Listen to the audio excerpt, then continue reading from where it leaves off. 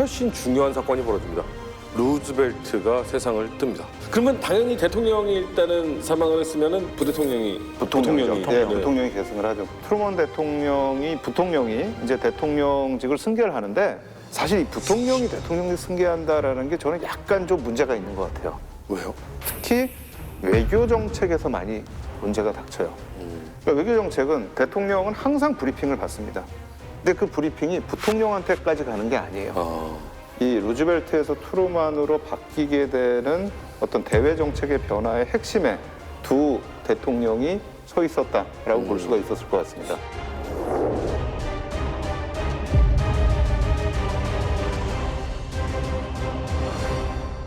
굉장히 지금 전쟁 상황에서 상황이 악화될 수도 있고 혼란해질 수도 있는 루즈벨트의 사망이 있었다면 야, 이거 의외로 쉽게 가는데 라고 할 수 있는 건 히틀러가 자살을 합니다.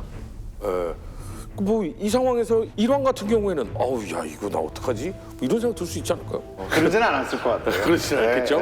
그랬으면 여기까지 안 왔겠죠. 사실 독일 항복이 일본의 전쟁 수행에 전혀 어떤 그런 영향을 주지를 않습니다. 그러니까 겉으로는 어떤 이야기를 하냐면 우리 독일의 전황이 이렇게 됐지만 우리 뭐 국민의 신념은 변하지 않을 것이다. 원래 우리야 일본과 독일은 다른 전쟁을 해왔다.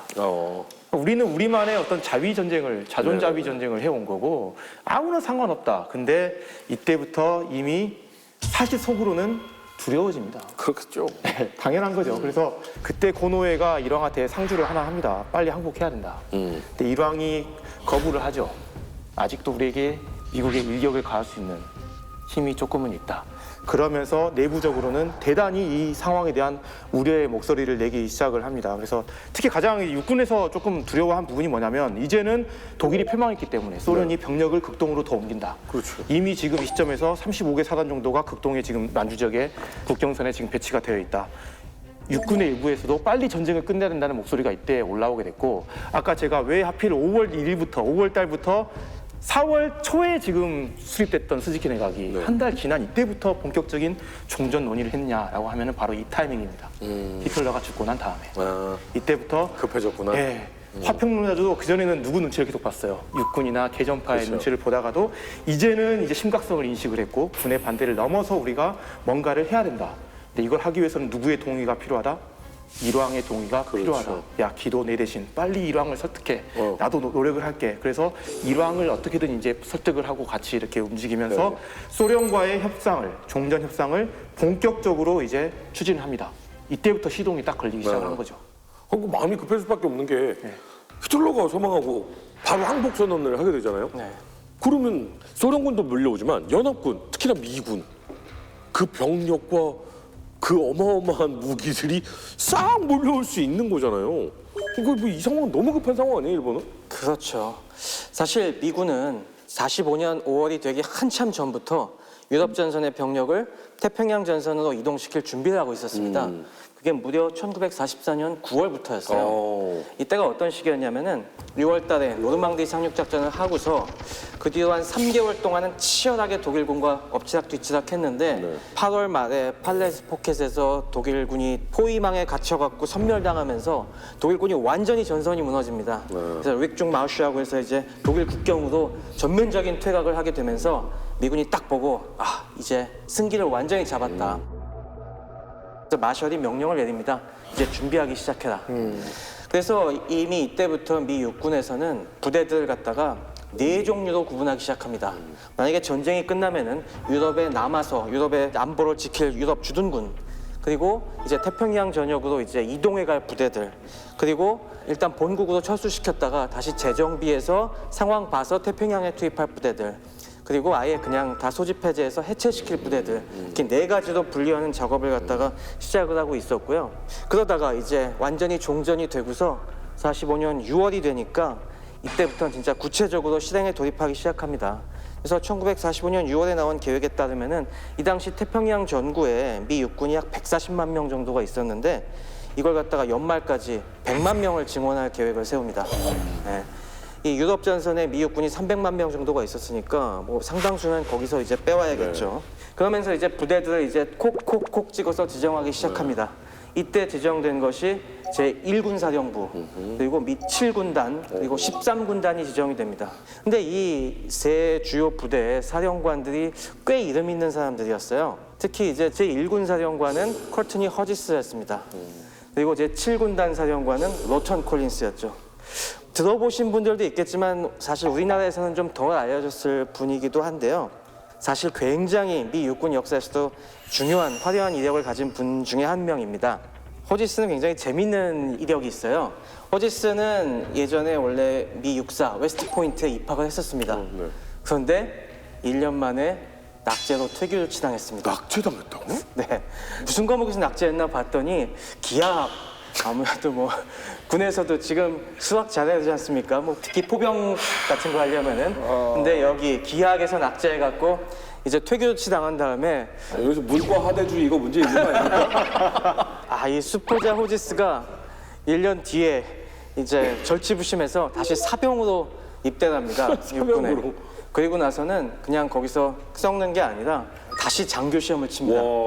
사병에서 올라간 장교 임관 시험을 쳐갖고 결국에는 자기 육사 동기들과 몇 달 뒤이어서 이제 자기 장교로 임관을 해요. 거의 차이 없네. 네, 거의 뭐 커리어에게서 근데 사실은 엘리트 코스인 웨스트포인트에서 낙제하고 이쪽으로 간 거는 어떻게 보면 약간 뒤처진 거잖아요. 아니야, 난 사람이지. 보통은 장교 안 하죠. 그러니까 보통 어떻게 그거를 나 이제 싫어하면서 이제 안 하죠. 그러니까 그래서 이분은 뭐 어쨌건 장교가 이렇게 돼서 또 열심히 복무를 해서 2차 세계대전 때 이 노르망디 전후로 해서 또 브래들리가 굉장히 좋게 봐서 사실은 브래들리보다 선배긴 한데 브래들리 밑에서 1군 부사령관 하다가 원래 처음에는 1군 사령관이 브래들리였잖아요. 근데 이제 브래들리가 나중에 집단군 사령관으로 영전하면서 후임 1군 사령관이 됐죠. 그래서 종전 때까지 간판 제1군 사령관으로 아주 잘 싸웠고요. 이상하다.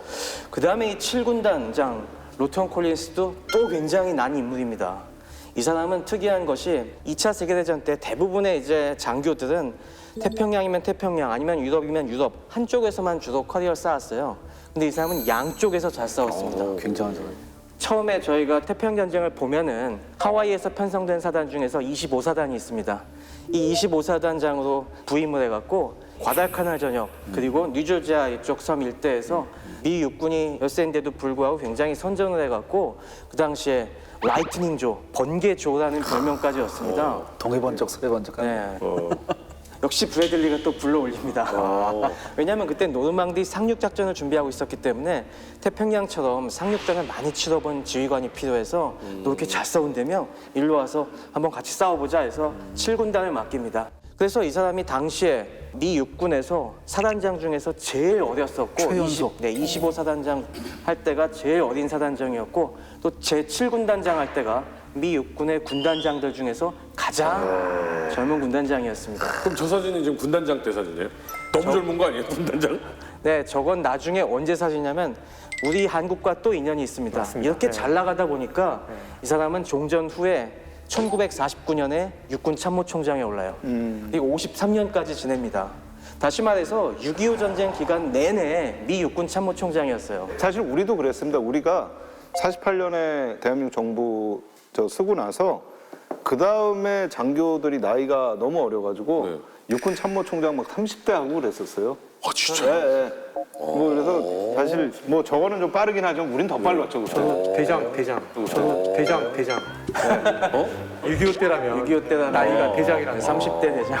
그렇죠. 그래서 이렇게 태평양 전선에 꽤 그래도 역전의 지휘관들을 네. 배치할 준비를 하고 있었습니다. 근데 뭐 물론 우리 최 박사님이나 우리 여기 계신 분들은 너무나도 많이들 알고 계시니까 그런데 일반적인 수준에서의 밀접 초보들은 우리가 아는 이름이 아닌데 라는 게 있잖아요. 사실 이름값 하면 뭐 패턴 막 이렇게 하면 막 메가다 뭐 이런 느낌이 좀 있잖아요. 그렇죠. 그 패튼 얘기 잘 하셨습니다. 네. 사실 패튼도 태평양 전선에 정말로 오고 싶어 했어요. 그래요? 패튼은 원래 자기는 전생의 군신이었다. 나는 정말 항상 전쟁터에 있어야 하는 사람이다라고 정말 전쟁을 갈구하던 인물이었지 않습니까? 그러니까 이 사람은 딱 유럽에서 전쟁이 끝나니까 나의 인생의 의미가 사라졌다라고 하면서 다시 전쟁터로 달려가야 돼. 태평양 전선으로 가고 싶어라고 해서 전쟁이 끝나자마자 마셜한테 찾아갑니다. 총장님, 저 좀 제발 태평양전선으로 보내주시면 안 되겠습니까? 저 다시 군사령관 해주실 필요 없고 사단장 이상만 맡겨주시면은 제가 가겠습니다. 라고 했는데 마셜이 패튼 장군 그 용기는 가상한데 사실 지금 상황이 별로 안 좋아. 사실 내가 패튼 장군 보내고 싶지. 어디 보내고 싶냐면은 중국에 보내고 싶어. 지금 중국 전선에 우리도 거기도 상륙하고 싶은데 지금 장개석이 너무 빌빌대네. 거기 전선을 못 열어주고 있어. 그러니까 미안하지만은 이번에 안 되겠다. 라고 했어요.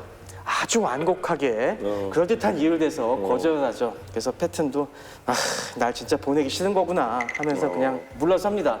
근데 마셜의 생각은 그게 아니었어요. 이건 뭐요? 핑계였을 뿐이었어요. 마셜의 생각은 달랐습니다. 마셜의 생각은 누가 보였냐면 그 순간 딱 보인 인물이 있었죠. 머릿속에 떠오른 인물. 메가더입니다. 메가더랑 패튼이 같은 전구에 배치가 돼? 상극 아니에요? 이거? 끔찍한 일이죠, 진짜. 위스라 입장에서는. 서로 뺨 때리는 아니 패튼이 껌뻑 죽어야죠 메가더. 원래는 계급이 그런데. 원래 그런데 가뜩이나 에고가 강한 이 두 사람이 같은 전구에 딱 놓이면은 메가더가 뭐 시키려고 하면 패튼 장군이 장군님 그게 말이 됩니까? 하면서 막 또 아득바득 할 때고. 그럼 다행이지. 이거 노인네는 좀 가만 계시지. 이러고 갈 수도 있어요. 미군끼리만 치고받겠습니까? 또 뭐 거기 영국군이랑은 또 어떻게 할 것이며 또 중국군이랑 또 막 장개석 이따위도 못해 하면서 너무 피곤하니까 그래서 마셜이 적당한 핑계를 대갖고 됐어 가 이렇게 한 겁니다. 여기서 야사 들어갑니다.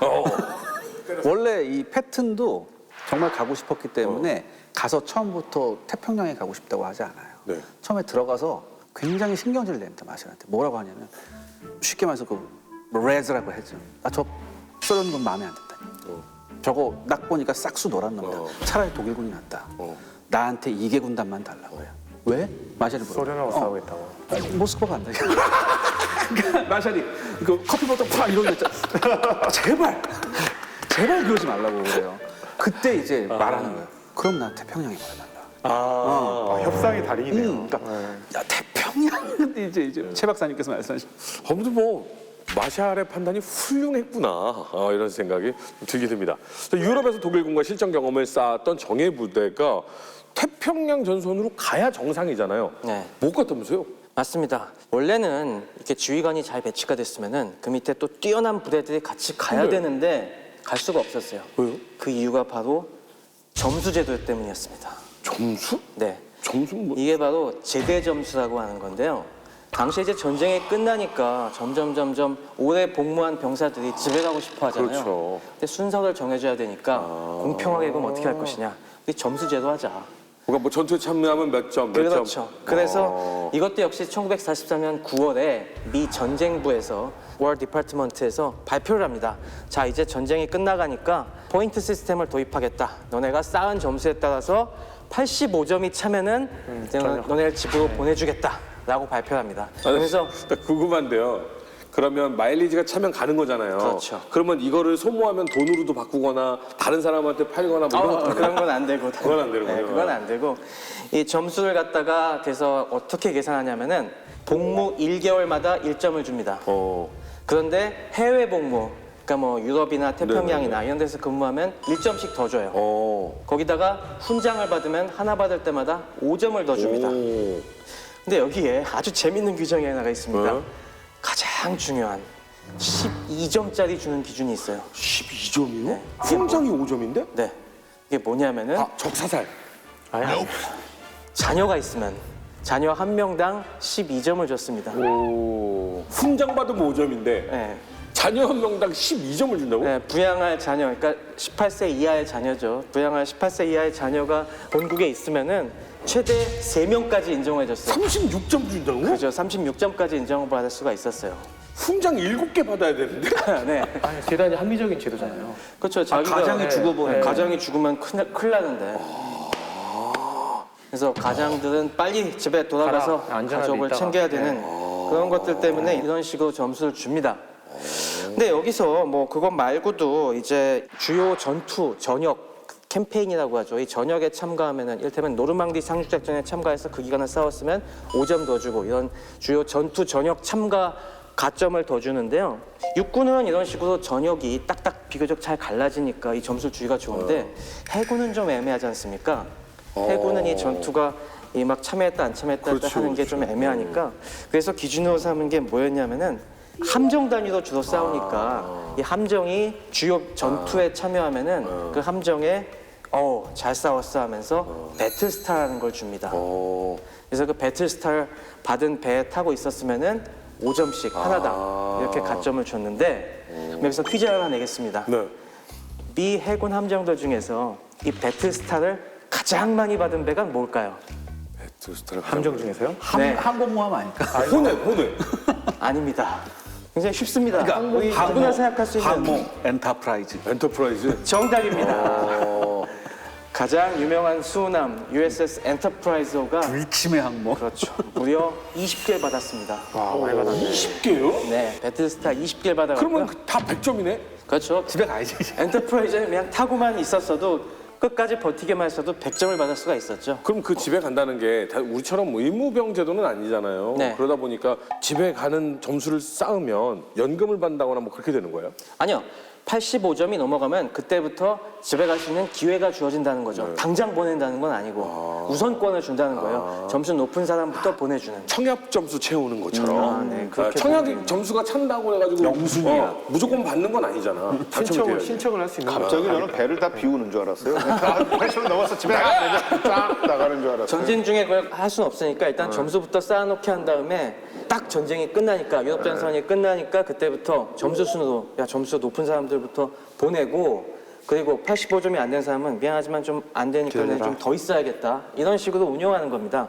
그래서 저희가 유명한 드라마 밴드 오브 브라더스. 밴드 오브 브라더스 보면 마지막 편이 그 제목이 포인트잖아요. 그때 갈등이 이제 점수 채운 사람들은 집에 간다 이제 하면서 좋아하고 있는데 점수가 덜 찬 사람들이 막 이제 남아서 우리 언제 차는 거야 하면서 막 술 먹고 깽판 치다가 죽기도 하고 그런 얘기를 갖다가 다루고 있죠. 84점이에요. 더 이상 싸울 기회가 없는데 이러면서. 근데 이게 나중에 굉장히 큰 문제가 됩니다. 왜요? 부대를 갖다가 태평양으로 보내야 되는데 이를테면 어떤 부대 한 뭐 150점 찬 병사가 있어봐요. 야 너네 부대가 지금 다시 태평양으로 가게 생겼다. 그러면 좀 얼마나 그렇다. 억울하겠어요. 네. 분노가 차오를 거 아닙니까? 그래서 이 당시에 막 병력 셔플링이 이루어집니다. 점수가 높은 병사들은 본국으로 돌아가기로 이제 아니면 해체하기로 된 부대로 전출을 시켜주는 거예요. 그렇지. 그리고 이제 점수가 덜 찬 남아있는 애들이 태평양으로 갈 부대로 보내고 그래서 그때 막 병사들이 섞이면서 그렇지 않습니까? 이렇게 전입전출이 많아지면은 팀워크가 다 무너지지 않습니까? 그래서 부대들이 상당히 분위기가 어수선한 상황이었고요. 그래도 뭐 그렇게 점수 못 찬 병사들로도 100만 명을 확보할 수 있는 그런 상황이었죠. 이 점수제가 나중에 1945년 8월 일본까지 항복한 다음에 또 많은 뒷문제를 낳습니다. 그때는 이제 완전히 일본까지 항복을 해버렸으니까 집에 돌아갈 사람들이 엄청나게 많아진 거예요. 그래서 미군에서는 기준을 50점까지 낮춰갖고 50점 이상이면 다 집에 보내줄게 라고 했는데 너무 제대시킬 사람들이 많아지니까 이 사람들을 본국으로 후송시키는 것도 일이었습니다. 뭐 수송선이 유럽과 미국 사이는 그나마 좀 많이 다니는데 태평양은 너무 크다 보니까 배편이 적잖아요. 그래서 이게 필리핀에서 큰 문제가 됐습니다. 왜요? 필리핀에 1945년 크리스마스 때 점수를 넘겨놓고도 집에 가지 못한 병사들이 계속 적체가 돼 있는 겁니다. 근데 수송선이 못 오고 그러다 보니 야 우린 도대체 언제 집에 가는 거냐 하면서 병사들이 항의 시위를 벌입니다. 몇 달 동안 시위를 벌여요. 야, 그건 근데 이해를 해야 돼. 아니 이해는 가는데 다 끝났는데 집에 못 가는 거야. 그래서 이때 시위까지 벌어지니까 미 군부에서 난리가 나갖고 그때부터는 모든 함을 다 동원하자. 꼭 수송선 태울 필요 있냐? 그냥 항공모함 거기 갑판에도 다 태워갖고 그냥 그걸로 모든 전투함정까지 동원해서 그래서 이때 1945년 9월부터 12월까지 한 달에 120만 명씩 제대시키고 항공모함 예상군 노숙이잖아요. 그러면서 이 사람들을 그냥 계속 본국으로 수송시키는 일대 작전을 벌이는데 그 작전 이름이 매직 카펫이었습니다. 마법 양탄자. 빨리빨리 보내야 된다. 더 늦게 보내다가는 진짜 폭동 난다. 그래서 이 난리가 났었죠. 어쨌건 그러면 네. 사실은 이제 뭐 그 병사들은 당연히 억울한 마음 들 수 있고 그리고 점수가 된 병사들은 집으로 돌아가는 제도를 만들었으니까 너무 당연한 건데 네. 태평양 전쟁으로 보내는 병사들은 당연히 경험치가 낮을 수밖에 없고 셔플링이 계속 일어나다 보니까 부대의 조직력도 떨어질 수밖에 없는 그런 부대가 지금 태평양으로 가는 거네요. 네. 그래서 이 상태로 만약에 본토 상륙 작전이 일어났으면은 지휘관들은 뛰어났을지 몰라도 각 부대들 차원에서 상당한 혼란이 네. 있을 수도 있었죠. 자, 그러면 이제 갈 사람들은 가고 재배치 받을 사람들은 재배치 받았습니다. 일본 열도에 대한 상륙 작전 준비도 당연히 이루어졌겠죠. 네, 있습니다. 이게 보통 이제 몰락 작전이라고 하는 건데 이 몰락 작전의 그 기본적인 내용이 뭐였냐면 1945년 11월 1일을 기해서 미군 500만 명과 영국군 100만 명이 일본 본토에 상륙한다는 작전이었습니다. 그러니까 점령 작전에 들어가는데 작전 기간은 최대 2년까지 갈 수 있다. 그리고 필요하면 원자 폭탄을 7발까지 투하할 수 있다. 이런 내용이었습니다. 단계가 좀 있습니다. 그 안에. 다운폴 작전이지만 첫 번째는 이제 올림픽 작전이라 그래가지고 11월 1일 날 규슈를 먼저 공격을 하고 네. 그 다음 작전은 이제 코로넷 작전이라 그래가지고 46년 3월에 이제 본토 혼슈를 관동 이 지역을 공격하겠다. 그러니까 단계가 있는 겁니다. 단계가 있어요. 네, 그래서 그게 총 기간을 놓고 보니까 뭐 이렇게 걸릴 수 있다 이렇게 이야기를 한 그러니까 거죠. 이 올림픽 작전 같은 경우에는 방금 말씀하셨듯이 이제 45년 11월 1일에 큐슈에 상륙을 하는 건데 14개사단 25만의 육군과 9만의 해병대, 그다음에 항공모함 몇 척을 동원할 것 같습니까? 12대? 42척. 그다음에 전함은 몇 척? 24척을. 그다음에 400척 이상의 구축함, 수천 대의 상륙정, 그다음에 항공기는 2,000대를 동원하는 작전이었어요. 이 올림픽 작전의 총괄 지휘관이 메가더 장군이었어요. 그다음에 방금 말씀하신 이제 두 번째 작전, 하부 작전에서 두 번째가 이제 코넷 작전인데 46년 3월부터 시작되는 거죠. 그래서 혼슈 지방에 72만의 병력과 3,000개의 항공기를 투입한다는 그런 작전이었습니다. 그다음에 이렇게 해서 관동 지방에 상륙을 해서 어디까지? 도쿄까지 간다. 이런 거였죠. 그래서 만약에 이 작전이 실행된다면 사상자 캐주얼티 계산도 해봐야 되거든요. 이런 작전을 했을 때 과연 미군에서 사상자가 얼마나 날 것이냐. 그렇죠. 어떤 결과가 나왔냐면 약 10만의 전사자가 나고요. 약 100만의 부상자가 나고 이런 계산 결과가 났습니다. 그런데 이런 게 이제 수치가 나오다 보니까 아무리 병력이 많은 미군으로서도 이 사상자는 감당할 수 없는 사상자라는 부담되죠. 그런 결론을 도달해요. 그래서 이제 원자탄에 대한 생각이 굉장히 적극적으로 변합니다. 이 원자탄이 필요하다.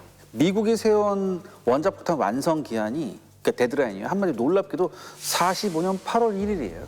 근데 1945년 초에 그럼 아직 준비도 안 됐는데 어떻게 계획을 세워요? 맨하탄 계획이 점점 진행이 되면서 당연히 폭탄은 완성해 나가고 있지만은 그렇다고 폭탄 다 완성된 다음에 떨어뜨릴 부대를 갖다가 훈련시키고 할 수는 없지 않습니까? 미리미리 준비를 해야죠. 그래서 1944년 12월부터 이 원자폭탄을 일본에 투하할 이런 부대들을 준비하기 시작합니다. 그 부대가 유명한 제509 복합비행전대였어요. 복합비행. 이 부대가 왜 복합이란 말이 붙었냐면은 처음에는 B-29 폭격기만 장비한 게 아니라 C-47이나 C-54 같은 다른 항공기도 이제 같이 보유하고 있었기 때문에 이제 복합 비행전대라고 이제 얘기를 했었고요. 처음에는 그래서 미국 본토에서 편성이 돼갖고 당연히 여기서 훈련을 하면서 원자폭탄은 완성 안 됐지만 똑같이 생긴 모의 폭탄을 떨어뜨리는 훈련을 하기 시작합니다. 그래서 이 나중에 떨어뜨릴 이 원자폭탄과 그 모양이 똑같은 이 이름이 펌킨범이었어요. 이 호박폭탄이라는 그 이름의 큰 폭탄을 갖다가 싣고서 이 미국의 사막 한가운데다가 이상하게 생긴 폭탄을 떨어뜨리는 연습을 계속하면서 점점점 훈련을 하고 있었고요. 고고도 정밀 폭격 훈련을 하는 건가요? 그렇죠. 그 사이에 맨하탄 프로젝트의 핵심 관계자들이 쓱 마리아나 제도에 있던 르메일 찾아갑니다. 1945년 2월 달에 맨하탄 프로젝트를 알고 있는 극소수의 인사들 중에서 이게 밀리터리 팔러시 커미티라는 데서 가동이 되고 있었는데 거기에 이제 퍼넬 소장이랑 파렐 준장이 르메일 딱 찾아갑니다. 르메일 사령관, 우리가 굉장히 중요한 임무가 하나 있는데 여기 좀 우리 자리 좀 내줘야겠어. 그래서 뭐 자세히는 알 것 없고 우리가 진짜 끝내주는 뭔가 무기를 만들고 있는데 그걸 쓸 준비를 해야 돼. 그게 정확히 뭔가요? 아직 자세히 말해줄 수 없고 이제 조금만 있으면 알 것이네. 그러니까 어쨌건 자리나 내놔. 그래서 잠깐만요. 알겠습니다. 이 르메이는 그 폭격부대 사령관이잖아요. 근데 폭격부대 사령관한테 너 알 거 없어 이렇게 얘기했다면 허준 씨 르메이라면 어땠을 것 같아? 뭔가 감이 있잖아요. 이게 진짜 뭔가 중요한 게 오는구나라는 느낌이 있으면 아 이게 나한테 마음의 준비를 하는 거구나 이런 생각을 하면 오히려 이해할 것 같아요. 기분 나쁘면서 아니, 느낌은 있는데 아직 이때 르메이는 도쿄 대공습도 하기 전이었거든요. 그 직전이었기 때문에 아직 뭐 특히 일본을 불바다로 만들까 그 고민에 정신없던 차에 뭐 훌륭한 무기가 하나 더 온다니까 아 뭐 멋있는 게 있나 보지 아주 끝내주는 소위탄이 있나 보지 뭔가 기대는 하면서 알겠습니다. 어쨌건 뭐 그러면은 티니안 비행장, 티니안 북 비행장에 자리를 마련해 드릴 테니까 거기서 준비하세요. 라고 해서 이제 선발대가 와서 거기서 준비를 하고 있었고요. 그 사이에 훈련을 계속 거듭해서 1945년 5월 정도에 이제 준비가 완료된 부대들이 네. 드디어 이동을 하기 시작합니다. 근데 사실 저희가 르메이의 일본 쑥대밭화 그 이야기를 배울 때 특히나 목조 지역 가옥이 많은 지역들 폭격하고 그 다음에 전역으로 퍼져나가는 얘기까지 다 했거든요. 네. 근데 이 와중에 폭격 안 된 데가 있다면서요? 이미 폭격을 많이 한 데다 원자폭탄을 떨어뜨리면 효과가 없잖아요. 없죠. 그러니까 극적인 효과를 내기 위해서 아직 폭격을 하면 안 되는 데를 지정해놨어요. 그래서 1945년 5월 말 시점으로 보면요. 미국의 목표위원회라고 있습니다. US 타켓 커미티라고. 이름 되게 직관적이다. 아, 예. 그러니까 원폭투하 후보 도시로 5곳을 선정합니다. 현재 기타 규슈에 해당하는 고쿠라, 히로시마, 니가타, 요코하마, 그리고 일본의 고도 교토였습니다. 그러면 이 5개의 후보지를 정한 이유는 뭐예요? 그 표적위원회 혹은 뭐 타겟 목표위원회라고 하셨는데 거기 위원장을 좀 볼 필요가 있어요. 그 위원장이 지금 사진에 나와 있는 레슬리 글로브스라는 군인입니다. 근데 이제 이 사람이 맨하튼 계획의 책임자예요. 그러니까 총 책임자는 이제 전쟁부 장관이었던 헨리 스팀슨이었고 그 밑에서 맨하튼 계획의 책임자였는데 이 사람이 이제 맨하튼 계획에서 최 박사님 같은 분들을 지휘해서 원폭을 지휘했던 그러겠죠. 인물이니까 엄청난 사람인 거죠. 마음 먹으면 네. 한 달 이내에 만들 수 있죠. 그것도 집안에서 만들 수 있을 겁니다. 네. 자기 방에서. 그렇죠. 큰일 납니다. 지금 우리 한미 원자력 협정이 있기 때문에 큰일 납니다. 그거는. 협정 때문에 안 만드는 거예요? 네. 그것만 없으면 진지게 만들었어요. 그렇죠. 그래서 원래 이제 이 사람이 웨스트 포인트를 입학을 하려고 했는데 떨어지고 MIT를 갔습니다. 그래서 MIT를 다니다가 미련이 남았어요. 아까 똑같아요. 다시 웨스트 포인트를 들어갑니다. 그래서 공병 장교가 돼요. 당시로서는 이제 공병 장교가 대단히 똑똑한 사람들이 갔잖아요. 그래서 특이한 경력이 전쟁부의 신축 공사를 이 사람이 대령 때 하는 총 책임자가 됩니다. 그래서 그 건물이 지금 오늘날의 펜타곤이에요. 미국에.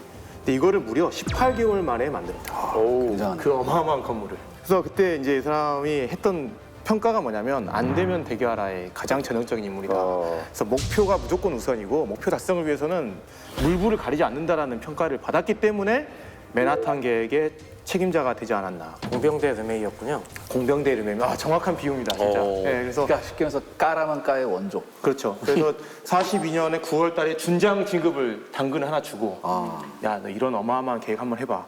다만 무에서 유를 창출해야 된다. 네가 제일 잘하는 거 아니냐? 해보겠습니다.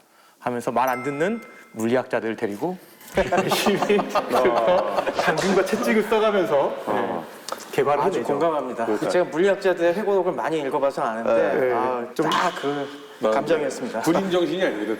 까라면 까 합리적으로 옳지 않습니다.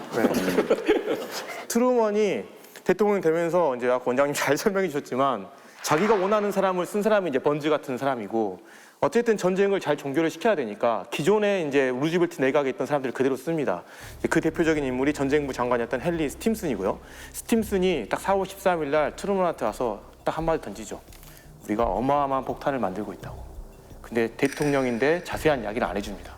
오, 영화랑 비슷하네. 영화에서도 보면 네. 대통령 모르는 사실을 막 어디 국장은 알고 있고 막 그런데. 슬며시 던져놓고 가죠. 그거를 정식 보고를 언제 왔냐면 4월 말에 돼서야 봤습니다. 4월 25일 날 스팀슨이랑 방금 제가 설명했던 글로버스랑 함께 이제 맨하탄에 대한 계획에 대한 보고를 실시를 하게 됐고 그때 이제 투모는 와 우리가 어마어마한 폭탄이 있구나 원폭이 있구나 이걸로 뭔가를 할 수 있겠구나 하는 걸 그때서야 이제 깨닫게 되는 거죠. 그러면서 5월 1일에 이제 스팀슨의 의견에 따라서 원폭을 어떻게 사용할 것인가에 대한 어떤 최고급 자문회의 같은 잠정위원회라는 게 만들어지는데 이미 그 전에 그로브스가 대통령도 모르게 4월 27일 날 방금 말했던 표적위원회를 만들어요. 이상하죠? 아니 원장님 이런 게 사실은 뭐 그냥 대통령이 용인하면 용인한다 치고 그랬었어 알았어 이러면 되는데 아 기분 나쁘네 이러면 니들 다 잘라 이렇게 할 수 있는 거 아니에요? 할 수 있습니다. 그리고 사실 이거는 네. 제가 보기에는 이제 부통령으로 갑자기 임명이 됐기 때문에 가능한 일이지 이 정도 일을 대통령 모르게 한다라는 거는 조금 사실은 문제가 있는 거죠. 물론 하고 나중에 사후 보고는 할 수 있는데 그렇죠. 네. 이건 너무나 중요한 결정이기 때문에 네. 저는 사실 과정부터 좀 의논이 됐어야 되는 게 맞는 게 아닌가라고 생각을 합니다. 어쨌든 그런 형태로 이제 계속 보고를 네. 하게 되는데 처음에 이 표적위원회에서는 17개 도시 선정을 합니다. 네. 그러면서 이제 후보지를 점점 압축을 시켜나가는 거죠. 그래서 어떤 기준으로 압축을 시켰는지를 좀 볼 필요가 있는데 일단 그로브스의 생각은 최소한 폭탄은 2발 이상 떨어뜨려야 된다. 어허. 첫 발은 이 폭탄이 정말 무시무시한 거다라는 걸 보여줘야 된다. 그 효과가 엄청난 거를 보여줘야 돼요. 일본의 전쟁 수행 의지를 꺾기 위해서. 그 다음에 두 번째 폭탄은 왜 써야 될까요? 우리 또 있어? 또 있어라는 걸 보여주기 위해서. 어허. 그래서 일단은 표적위원회에서 압축시켰을 때 후보지가 하나만 있으면 안 돼요. 최소한 2개 이상이 이제 돼야 되는 거죠. 그러면서 어떤 이제 표적을 선택할까? 핵심은 엄청난 효과를 보여줄 수 있는 곳이어야 되잖아요. 그래서 한 3가지 정도로 정리를 해보면 일단은 인구가 많은 산업도시다. 100만 명까지도 있으면 좋겠다. 두 번째는 위력이 잘 발휘될 수 있는 장소여야 된다. 그 말은 뭐냐면 목표물 지름이 넓어야 된다. 최소한 3마일 이상은 돼야지 뭔가 효과가 나타날 것이다. 또 하나는 이제 투어할 때 레이더로 그 시설이 산업시설이 명확하게 보이는 곳이어야 된다. 그 다음에 마지막은 뭐냐면 심리적 효과를 최대한 나타낼 수 있는 곳이어야 된다. 그 말은 뭐냐면 피해자들이 똑똑한 사람들이 있는 곳이어야 된다. 아. 이 폭탄이 단순한 새로운 폭탄이 아니라 시대를 달리하는 혁명적인 폭탄인 것을 알아차리는 사람들이 살 수 있는 공간이어야 된다. 그래서 몇 가지를 꼽아 보니까 아까 말씀하신 공간이 됐고 그 중에 이 모든 것을 만족시켰던 장소가 바로 교토입니다. 문화도시인 만큼 똑똑한 사람들이 살고 있고 단순한 산업도시일 뿐만 아니라 일본의 뭐 고도이기도 한 이런 도시인 거죠. 그다음 나머지 도시들은 다 이런 조건에 만족한 그런 어떤 도시들입니다. 그러다가 이제 5월 28일 날 회의에서는 이제 교토, 히로시마, 니가타 순으로 이제 우선순위를 이제 정하게 되는 거죠. 근데 이해가 가지 않는 게 네. 가장 일본인들에게 충격을 주려면 네. 그 왕궁 네. 텐노한테 떨어뜨리는 게 가장 효과적이지 않은가요? 왜 거기는 지금 물망에 안 올랐어요? 그러니까 이거 보면은 저는 사실 이제 몇 가지 생각이 들어요. 우선 뭐 도쿄 왜 안 했느냐를 얘기하기 전에 네. 6.25 한국전쟁 때도 그때 미국 쪽에서 원자탄 쓸 계획을 가지고 있었죠. 네. 중국군이 내려오면서 이제 사실 너무 큰 충격을 받았기 때문에 어딘가에는 떨어뜨려야 된다. 거의 비슷한 이 기준을 가지고 했는데 이 기준에 맞는 도시가 없는 거예요. 아 그쪽에는. 네, 이미 전쟁 직후에 너무나 많은 곳들이 이제 폭격을 받아가지고 그래서 사실 이 기준을 가지고 하는 건 굉장히 중요했던 것 같고 그 기준에 교토 굉장히 부합을 했다는 것도 저는 맞는 것 같아요. 네. 제가 한 몇 년 전에도 교토에 갔을 때 그쪽 분들 얘기를 들어보면 교토 분들은 언젠가는 덴노가 교토로 돌아올 거다라는 생각을 지금도 가지고 계신다는 거예요. 그러니까 이 일본의 수도는 교토지 도쿄가 아니다. 이런 좀 강한 생각을 가지고 있기 때문에 이제 그런 어떤 일본의 자존심이 딱 있는 곳을 한번 우리가 타겟으로 하는 것도 좋겠다라는 생각을 했던 것 같고요. 이제 도쿄 같은 경우에는 몇 가지 부분이 있는 것 같아요. 우선 첫 번째로는 이미 폭격으로 도쿄는 파괴될 만큼 됐고, 그러니까 뭐 도쿄에 있는 사람들은 이미 알고 있다. 근데 우리가 지금 한두 개를 쓴다고 한다면 도쿄에 해봤자 이전 효과가 이미 있어서 그렇게 큰 효과가 없을 것이다. 이게 있는 거고, 두 번째의 문제는 전범 재판 때의 미국의 고민이 그대로 좀 있는 게 아닌가. 그러니까 전범 재판 때도 첫 번째 논의되었던 이 핵심적인 것 중에 하나가 덴노에게 전쟁의 책임을 물을 것이냐 말 것이냐. 근데 이거는 덴노가 책임이 있느냐 없느냐가 중요한 것이 아니고 덴노에 관련된 제도를 건드렸을 때 그 이후에 일본 사회에 어떤 사이드 이펙트가 있을 것이냐, 어떤 부작용이 일어날 것이냐, 이거에 대한 생각을 했다는 거죠. 그러니까 그렇기 때문에 사실은 도쿄에는 일단 제외가 됐던 게 아닌가 저는 그렇게 생각을 합니다. 일본 왕궁은 B-29 폭격 때도 안 건드립니다. 조종사들한테 왕궁은 공격하지 말아라는 지시를 했고 그냥 불이 옮겨 붙은 적은 있어요. 그래서 일왕이 이제 지하 벙커로 피신한 경우는 있지만 B-29 폭격에서도 직접적인 대상은 되지 않습니다. 정치적인 어떤 가치가 있다는 거죠. 네. 그러면 분명한 건 그럼 완벽한 후보 중에 하나인데 결국 최종 후보에선 빠진 거잖아요. 교토가요. 네. 네. 뭔 이유가 있는 이유가 거예요? 있었죠. 이제 이때 거론되는 인물이 아까 이야기했던 전쟁부 장관이었던 헨리 스팀슨입니다. 그래서 스팀슨이 사실 5월 31일 날 표적위원회 회의에서 그로브스랑 대판 싸웁니다. 그로브스는 맨하탄 계획의 책임자로서 원폭의 효과를 정말 증명하고 싶었던 그게 투철했던 인물이기 때문에 교토를 넣어야 된다고 생각했고 스팀슨은 뭔가 아니다라고 이제 부딪혔고 그때 아놀드가 그로브스 편을 쫓습니다. 교토는 폭격해야 된다고 생각을 한다. 그러니까 스팀슨이 누구한테 가냐면 트루먼한테 가서 직접 호소를 합니다. 교토를 제외해줘야 된다고. 그래서 트루먼이 여기서 한번 결정을 하죠. 교토는 제외한다. 그런데 7월 21일 날 스팀슨이 한참 이제 포츠담에 가가지고 회담하면서 정신이 팔려있는 사이에 그로브슨이 만든 보고서가 들어옵니다. 스팀슨한테. 그래서 그 보고서를 딱 보니까 이때 또 교토가 들어가 있는 거예요. 또 포함됐어. 그러니까 스팀슨이 열받아가지고 자기의 힘을 내세워가지고 다시 빼버립니다.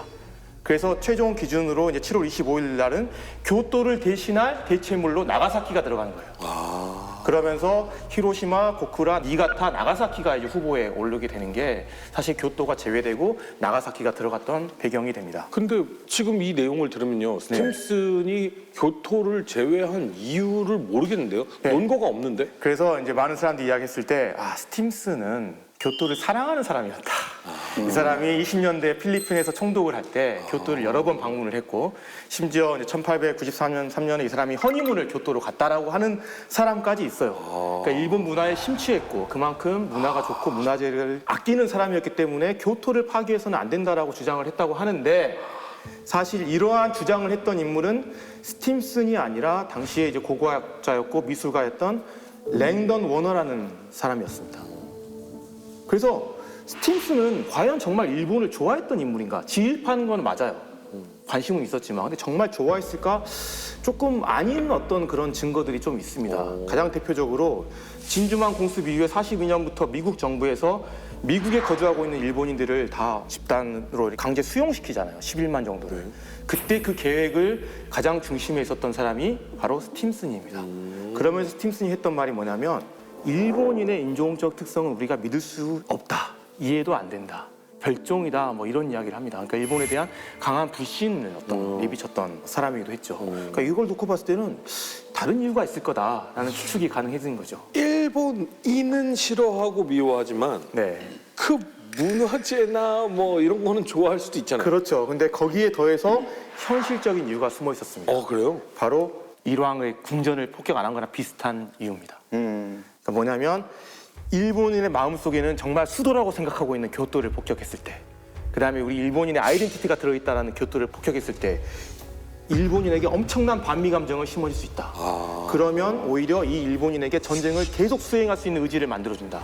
또한 전쟁이 끝나고 나서도 우리가 일본을 통치해야 되는데 그때 민심 관리 통제에 전혀 도움이 안 된다라는 정치적이고 현실적인 판단이 우선했을 것이다 라고 이제 이야기를 또 하는 거죠. 근데 만약에 정말 전쟁을 빨리 끝내기 위해서 결정을 했다라고 한다면 네네. 그렇게 전후만 생각하는 게 맞는 거였을까요? 그러면 이제 속내는 나는 문화재를 사랑하는데 네. 그걸 차마 이야기를 못하니까 겉으로 이제 설득을 시키기 위해서 그렇게 이야기했다라고 이렇게 이야기를 할 수도 있겠죠. 뭐 여러 가지 얘기들이 있는데 또 일각에서는 그 당시 유럽에서 벌어지고 있던 일이 영향을 끼쳤다는 사람도 있습니다. 네. 무슨 얘기냐면은 45년 5월에 독일이 패망한 다음에 소련은 피해 대가를 받아내기 위해서 독일에 대해서 엄청난 약탈을 자행하고 있었습니다. 독일의 공장들 설비를 다 뜯어가고 그 당시 또 뭐 오자마자 독일 집들이 멀쩡하게 있는 거지 하면서 나치들의 집과 재산은 다 부셔야 돼 하면서 때려 부수고 또 독일 여자들은 다 우리가 가져도 돼 하면서 200만 명 넘게 강간하고 이런 사태가 벌어지면서 빠르게 민심을 잃어가고 있었어요. 그래갖고 많은 동부 독일인들이 미국과 영국 연합군 점령 지역으로 밀려 들어오고 혼란이 벌어지고 있었거든요. 그 상황을 보면서 야 이게 전쟁이 이기는 게 다가 아니라 이 나중에 그 지역의 사람들의 민심을 얻는 것이 이 지역을 안정시키고 우리의 토대를 강화시키는데 굉장히 중요하다는 걸 미국의 지도자들이 이때가 깨닫고 있던 시기였습니다. 그래서 그것 때문에 일본이 지금 굉장히 밉긴 하지만은 그래도 너무 가혹한 처사를 해서는 안 되겠다는 생각을 가졌다는 주장도 있습니다. 참 그런 게 스팀슨이야말로 군부에서는 원폭을 가장 쓰자고 주장했던 인물이거든요. 그런데 그 논리로 따졌을 때 교토는 안 되고 다른 곳은 된다라는 것도 사실 이 사람의 어떤 그런 도덕적인 잣대가 대단히 이중적인 부분이 아닌가. 근데 뭐 이 얘기 들으니까 이미 동독은 무너질 준비가 돼 있는 상태였다라는 게 시작부터 느껴지는데요. 그리고 지금 이제 그 스팀슨이라는 사람이 뭐 이중잣대건 삼중잣대건 간에 네. 사실 2차 대전 저희가 태평양 전쟁 이렇게 오래 하는 동안 거의 이름을 들어본 적이 없는 것 같은데 갑자기 2차 세계대전 태평양 전쟁의 가장 중심에 서 있는 사람이 됐거든요. 사실 전쟁부 장관이었으니까요. 가장 중심에 있었던 분이죠. 근데 저희가 이제 굉장히 전투 중심으로 갔기 때문에 합참을 위주로 네. 갖고. 그래서 사실은 이제 스팀슨이라는 사람이 거의 안 나왔었죠. 근데 사실 저는 이 스팀슨이라는 사람의 경력을 쭉 보면서 네. 저는 개인적으로는 그 돌아가신 김종필 씨 생각이 좀 났어요. 그래요? 네, 야, 이 정치 구단이 완전 정치인. 네, 그러니까 이게 정당에 관계없이 대통령에 관계없이 핵심 요직들을 계속 가는 분이고 그러니까 그만큼 굉장히 뛰어난 실무형이 있지 않았을까 좀 그런 생각을 해요. 그리고 또 필리핀 총독 출신인데 이 필리핀과 관련된 사람들이 유명한 사람들이 많잖아요. 이 메가더 메가더가 장군의 근데 사실 메가더 장군의 아버지를 필리핀 총독이라고 알려지면 사실 총독은 아니었고 이 필리핀에도 미국이 군정을 했거든요. 그래서 군정 사령관이었어요. 그러고서 이제 이분도 이제 이 필리핀 총독을 했던 분인데 이분 자체가 김종필 씨하고 비슷하게 뭐 정권이 어떻게 바뀌어도 계속해서 이 굉장히 중요한 지위를 갖는데 약간은 출생 배경 차이가 있어요. 이분은 굉장히 제가 보기에는 귀족 가문 출신입니다. 그래서 고등학교 때부터 아주 유명한 필립스 고등학교를 나왔고 기숙학교를 아주 유명하죠. 전통이 있고.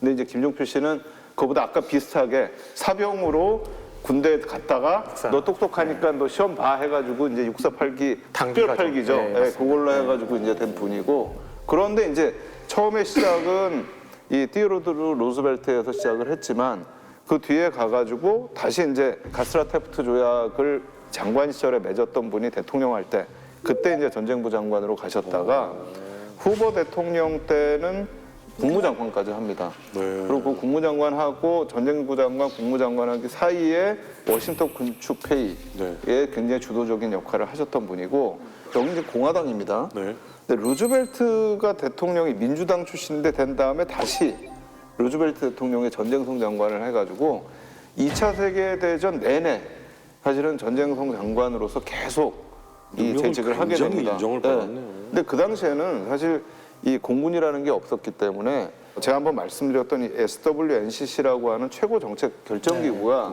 스테이트와 네이비거든요. 이 세 개가 사실은 전쟁에 제일 중요한 역할을 하는데 이 와 디파트먼트의 장관 역할을 했기 때문에 전쟁 정책에 있어서 굉장히 중요한 그런 역할을 한 분이라고 할 수가 이게 있죠. 이 시기라서 전쟁부 장관이 있는 거예요? 아니면 지금도 전쟁부 장관이 따로 있어요? 지금은 없습니다. 국방부 장관. 지금 국방장관. 지금 이제 국방부가 있고 그 밑에 육군부, 해군부, 공군부가 있는 거죠.